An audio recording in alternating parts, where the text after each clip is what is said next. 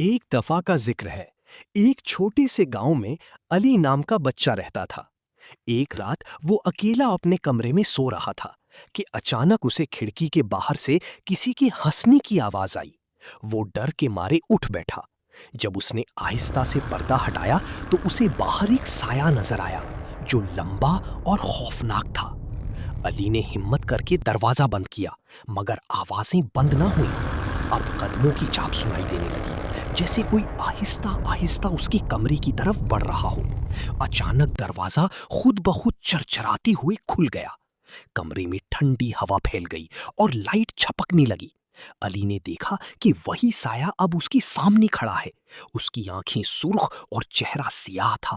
سایہ دھیرے سے بولا، میں ہر اس بچے کے پاس آتا ہوں جو رات کو اکیلا ڈرتا ہے۔ علی چیخنے ہی والا تھا کہ اچانک سب کچھ غائب ہو گیا۔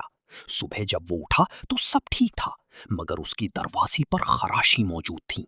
اس دن کے بعد علی کبھی اکیلا نہیں سویا، کیونکہ اسے معلوم تھا کہ وہ سایہ ابھی بھی کہیں آس پاس موجود ہے۔